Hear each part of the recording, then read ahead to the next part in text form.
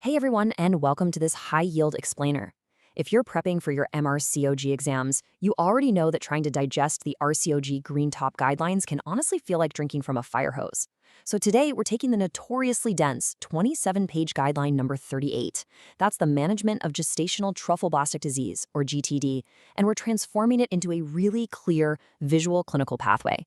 We're going to map this directly to your cognitive workflow for the exam so you know exactly how to manage these patients from their very first presentation all the way through to follow-up. Okay, let's dive right into this. Our clinical pathway today covers 5 steps: presentation and diagnosis, evacuation and surgical management, registration and HCG follow-up, managing GTN and FIGO, and finally, contraception and future pregnancies.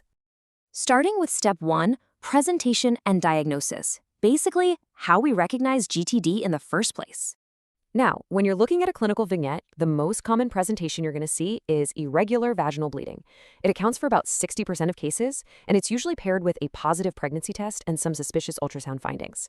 But listen, here is your classic exam distractor warning. You really have to watch out for the less common but highly testable presentations.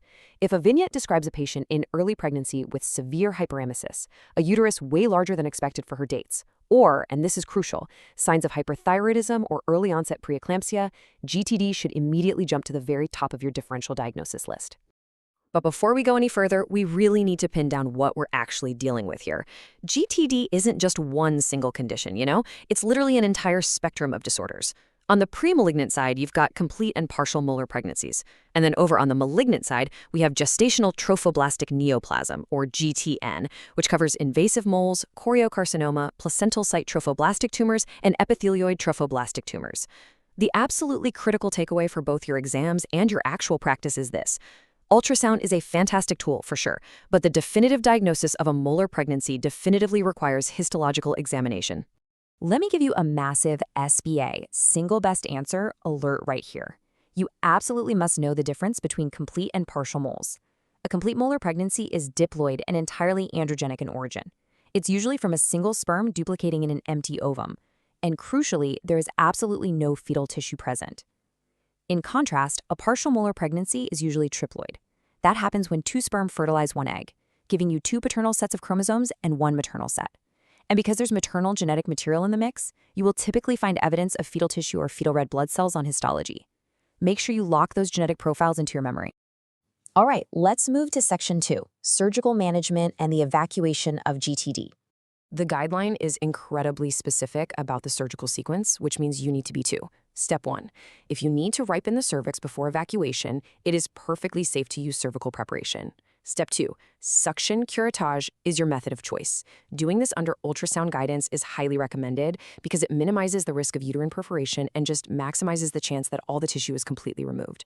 Step 3, withhold oxytocin infusions unless the bleeding is literally life-threatening. And step 4, administer anti-D prophylaxis if a partial mole is confirmed. Let's circle back to step 3 for a second, because the guideline explicitly states the use of oxytocin infusion prior to completion of the removal is not recommended. So why is that? Well, contracting the myometrium while molar tissue is still inside the uterus carries a severe theoretical and clinical risk. It can actually force trophoblastic tissue straight into the venous spaces of the placental bed, essentially embolizing and disseminating the disease right into the lungs, causing acute respiratory distress.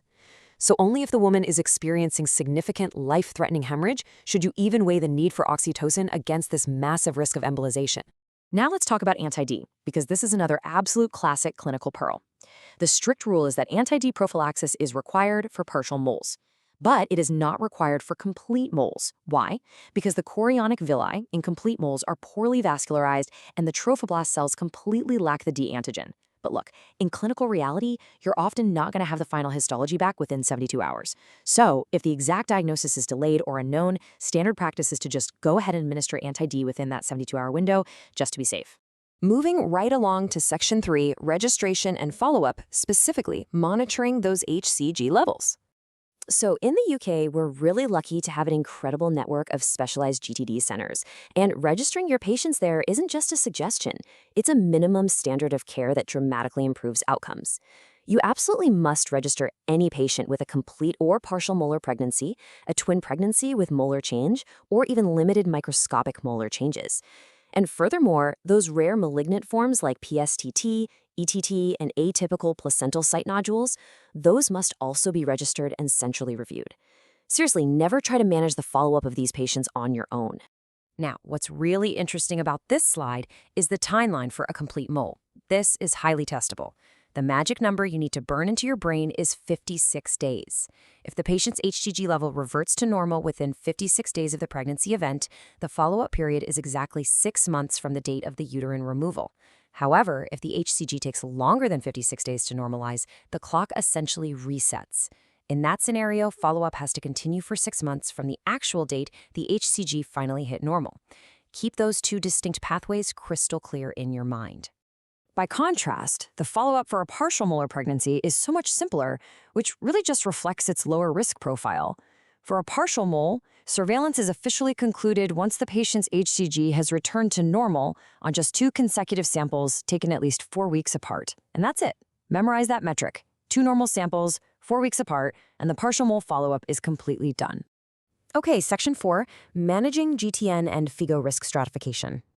So what happens if those HCG levels rise or just plateau? Well, it means the patient has developed gestational trophoblastic neoplasia. Once diagnosed, GTN is risk stratified using this exact FIGO 2000 scoring system. You don't necessarily need to memorize every single point allocation, but you definitely must understand the categories it assesses. We're looking at the patient's age, the type of antecedent pregnancy, the time interval since that pregnancy, current HCG levels, the tumor size, and the site and number of any metastases. This tabular system calculates a final score that completely dictates the patient's chemotherapy pathway. So the absolutely crucial point here is the threshold score. A FIGO score of 6 or less classifies the patient as having low-risk GTN. These patients have a phenomenal prognosis, and they're treated with single-agent intramuscular methotrexate.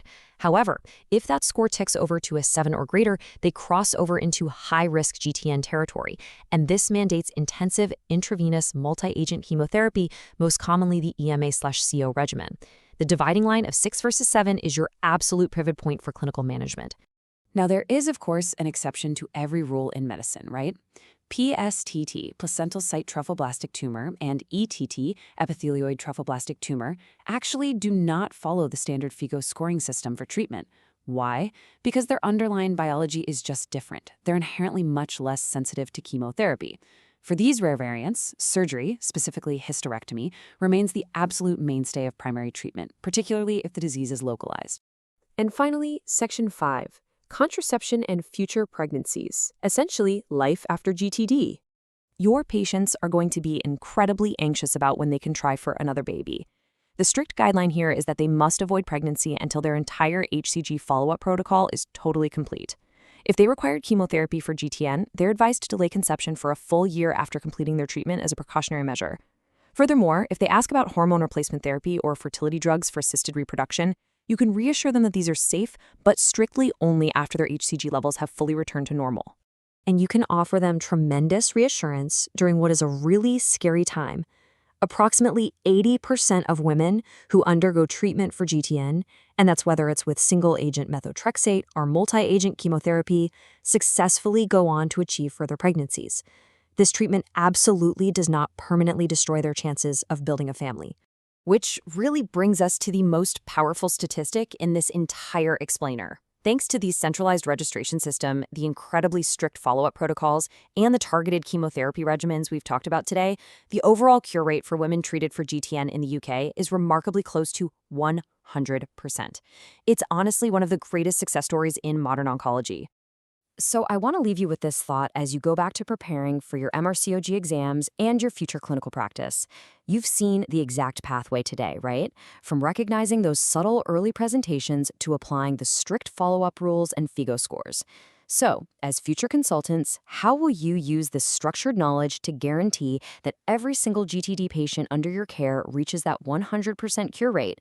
Keep these rules fresh in your mind, and you are going to be ready for whatever the exam or the ward throws your way. Good luck with your studies.